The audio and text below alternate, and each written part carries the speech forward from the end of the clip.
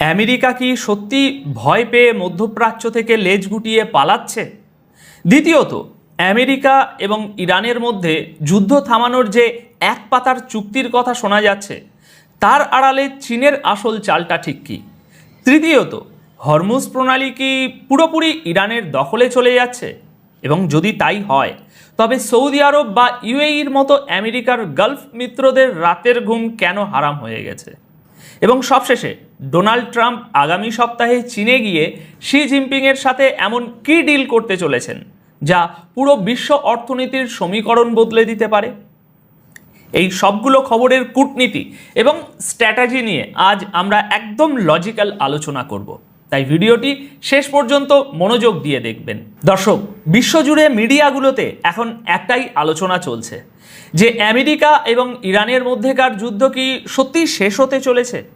এক্সিওসের সাংবাদিক বারাক রাভিদ এবং রয়টার্সের মতো আন্তর্জাতিক সংবাদ মাধ্যমগুলো ব্রেকিং নিউজ দিচ্ছে যে আমেরিকা এবং ইরান খুব শীঘ্রই একটি one page memorandum of understanding বা এক পাতার সমঝোতা চুক্তিতে স্বাক্ষর করতে যাচ্ছে। ডোনাল্ড ট্রাম্প নিজেও প্রকাশ্যে বলেছেন যে ইরান চুক্তির বিষয়ে দারুণ অগ্রগতি হচ্ছে এবং এর ফলেই বিশ্ববাজারে তেলের দাম কিছুটা নিয়ন্ত্রণে এসেছে। কিন্তু দেখুন, খবর তো সবাই পড়ে, কিন্তু একজন বিশ্লেষক হিসাবে আমাদের দেখতে হবে এই খবরের টাইমিংটা। ঠিক যে সময় এই চুক্তির কথা বাইরে আসছে, ঠিক তখনই ব্যাকগ্রাউন্ডে কলকাঠি নাড়ছে চীন। ইরানের শক্তিশালী পররাষ্ট্রমন্ত্রী আব্বাস আরাগাচি গতকালই আপনাদের জানিয়েছিলাম যে তিনি বেইজিংয়ে পৌঁছেছেন চীনের প্রভাবশালী নেতা ওয়াং ইর সাথে দেখা করতে।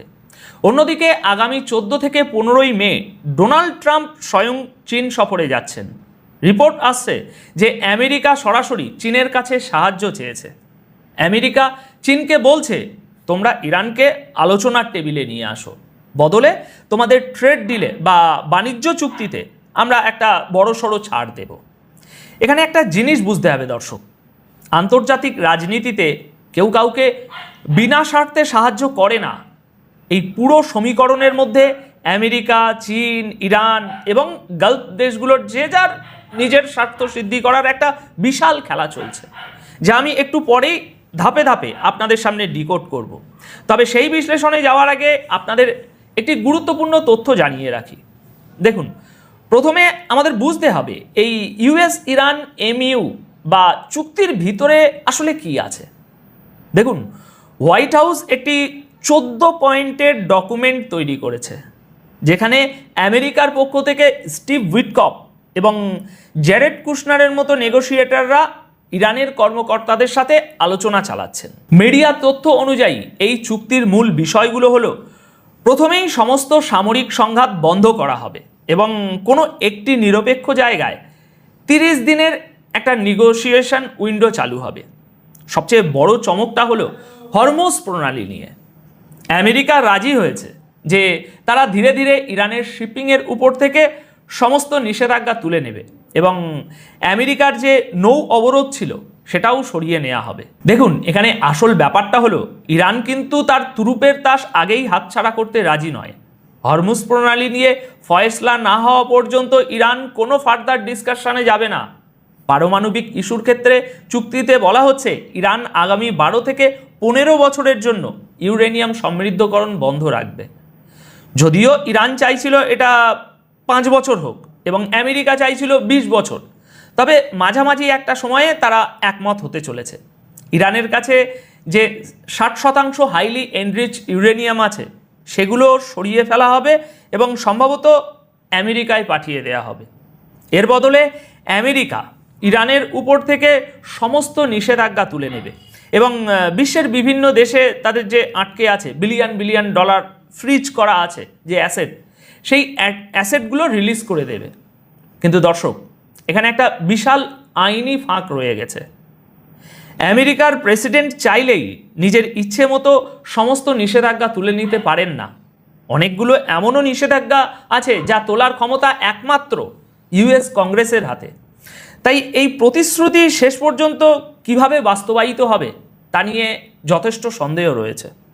এখন প্রশ্ন হলো, এই পুরো প্রক্রিয়ায় চীনের ভূমিকাটা ঠিক কোথায়?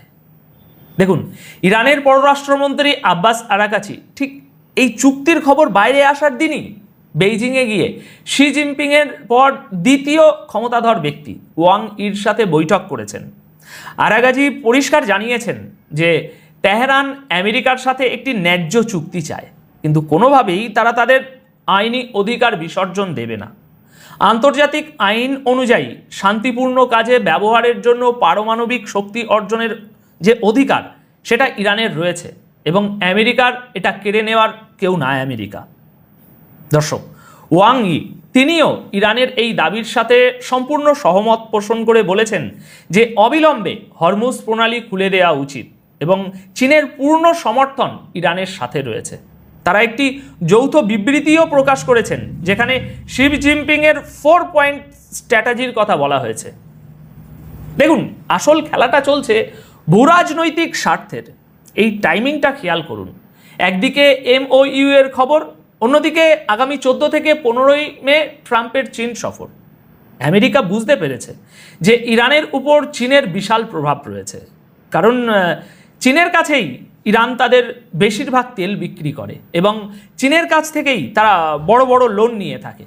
তাই আমেরিকা চায় চীন যেন তাদের প্রভাব খাটিয়ে ইরানকে চুক্তিতে বাধ্য করে। কিন্তু চীন তো আর এমনি এমনি আমেরিকার কাজ করে দেবে না।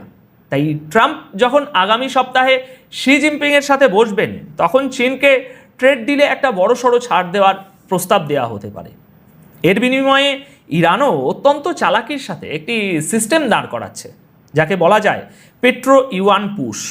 ইরান প্রস্তাব দিচ্ছে যে হরমুজ প্রণালী দিয়ে যত তেলের ট্যাঙ্কার পার হবে তাদের টোল বা ট্যাক্স দিতে হবে চীনের মুদ্রা ইউয়ানে।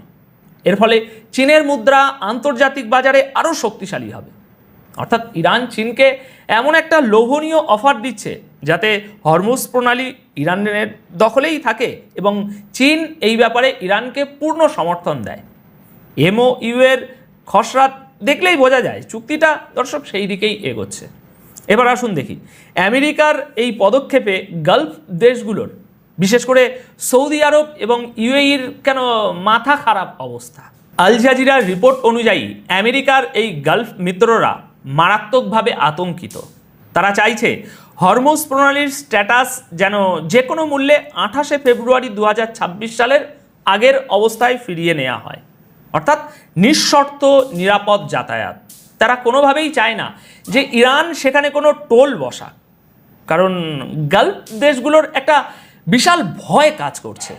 যদি ইরান হরমুজ প্রণালীতে টোল বসানোর অধিকার পেয়ে যায়, তবে এই দেশগুলোকে বছরে $50 বিলিয়ন বেশি শুধু টোল হিসাবে ইরানকে দিতে হবে। আর এর ফলে ইরান অর্থনৈতিকভাবে প্রচণ্ড শক্তিশালী একটা আঞ্চলিক শক্তিতে পরিণত হবে। দেখুন, গালফ দেশগুলো বিকল্প হিসাবে লোহিত সাগর দিয়ে সৌদি আরবের পাইপলাইন এবং বুশের থেকে ফুজায়রা পর্যন্ত UAEর পাইপলাইন ব্যবহার করার একটা চেষ্টা করছে, কিন্তু এই পাইপলাইনগুলোর ক্যাপাসিটি হরমুজ প্রণালীর তুলনায় একেবারে নগণ্য। শুধু তেল রপ্তানি নয়, এই দেশগুলো তাদের খাদ্য এবং অন্যান্য নিত্য প্রয়োজনীয় সামগ্রী যে ইম্পোর্ট, তার জন্যও এই রুটের উপর নির্ভরশীল। তাই হরমুজ প্রণালী ইরানের কন্ট্রোলে যাওয়ার মানে হলো এই দেশগুলোর এনার্জি সিকিউরিটি এবং ফুড সিকিউরিটি পুরোপুরি ইরানের একেবারে হাতের মুঠোয় চলে যাওয়া। গালফ দেশগুলো চুক্তির সিকোয়েন্সিং নিয়েও ভীষণ ক্ষুব্ধ। চুক্তিতে হরমুজ ফার্স্ট নিউক্লিয়ার লেটার নীতি মানা হচ্ছে। এর মানে হলো আমেরিকা প্রথমেই হরমুজ প্রণালীকে ইরানের হাতে ছেড়ে দিয়ে তাদের আধিপত্য মেনে নিচ্ছে, আর পারমাণবিক ইস্যু নিয়ে পরে আলোচনা হবে। গালফ দেশগুলো খুব ভালো করেই বুঝতে পারছে যে আমেরিকা তাদের নিজের স্বার্থে হরমুজকে বর্তমান অবস্থায় ছেড়ে দিয়ে ওই অঞ্চল থেকে প্রস্থান করতে চাইছে। ডোনাল্ড ট্রাম্প তার ভোটারদের বোঝাবেন যে হরমুজ প্রণালী তো আর আমেরিকার কোনো সমস্যা নয়, আমরা তো হরমুজের তেলের উপর নির্ভরশীল নই, যারা নির্ভরশীল তারাই বুঝুক। এটা আমেরিকার মিত্রদের জন্য একটা বিশাল জিওপলিটিক্যাল ব্ল্যান্ডার হতে চলেছে, কারণ এর মাধ্যমে আমেরিকা তার নিজের দীর্ঘদিনের মিত্রদেরই দুর্বল করে দিচ্ছে। একদিকে ট্রাম্প প্রজেক্ট ফ্রিডম পজ করে দিয়েছেন, এবং নৌ নিরাপত্তা কার্যক্রম বন্ধ করে দিয়েছেন, যার মানে হলো আমেরিকা নীরবে হরমুজ প্রণালীতে ইরানের নতুন নিয়ম বা কন্ট্রোল মেনে নিচ্ছে। আবার অন্যদিকে ট্রাম্প তার শিশুসুলভ ভঙ্গিতে ইরানকে চরম হুমকিও দিচ্ছেন যে যদি ইরান এই চুক্তিতে সাইন না করে তবে তাদের উপর ভয়াবহ হামলা চালানো হবে। কিন্তু দর্শক, এই হুমকির আসলে এখানে আর কতটুকু মূল্য আছে বলুন তো দেখি। ট্রাম্প তো আগেও বহুবার ম্যাপ থেকে মুছে দেওয়ার বা সভ্যতা শেষ করে দেওয়ার হুমকি দিয়েছেন। ট্রাম্পের এই ম্যাক্সিমাম প্রেশার স্ট্র্যাটাজি এখন কতটা কাজ করবে সেটাই দেখার বিষয়। আসল প্রশ্ন হলো, ইরান কি সত্যি পারমাণবিক কর্মসূচি পুরোপুরি ছেড়ে দেবে? কারণ ইরান যেমন দিন দিন শক্তিশালী হচ্ছে, গালফ দেশগুলো বিশেষ করে ইসরায়েল সেটা কখনোই মেনে নেবে না। ইসরায়েলের দৃষ্টিকোণ থেকে দেখলে একটা পারমাণবিক অস্ত্রধারী ইরান তাদের জন্য একটা অস্তিত্বের সংকট। ঠিক একইভাবে আন্তর্জাতিক রাজনীতির এই নিষ্ঠুর খেলায় নিজেদের অস্তিত্ব টিকিয়ে রাখতে হলে পারমাণবিক অস্ত্র না থাকাটাও ইরানের জন্য একটা অস্তিত্বের সংকট। এই জটিল ভূরাজনৈতিক দাবার চালে শেষ পর্যন্ত কে জয়ী হবে এবং এই চুক্তি আদেও আলোর মুখ দেখবে কিনা তা তো ভবিষ্যতেই বলে দেবে। তবে আমেরিকা যে ধীরে ধীরে মধ্যপ্রাচ্য থেকে নিজেদের গুটিয়ে নিয়ে মিত্রদের বিপদে ফেলে দিয়ে যাচ্ছে এবং সেই শূন্যস্থান পূরণে চীন যে অত্যন্ত সুকৌশলে নিজেদের অবস্থান শক্ত করছে তার বলার অপেক্ষা রাখে না। এখন আজকের এই বিস্তারিত বিশ্লেষণ নিয়ে আপনাদের কি মতামত? আমেরিকা কি সত্যি তাদের মিত্রদের ধোঁকা দিচ্ছে, নাকি এটা ট্রাম্পের কোনো মাস্টার স্ট্রোক? আপনাদের মূল্যবান মতামত অবশ্যই কমেন্ট করে জানাবেন। আপাতত তাহলে এ পর্যন্তই, দেখা হবে পরের ভিডিওতে নতুন কোনো বিশ্লেষণের সাথে। সবাই খুব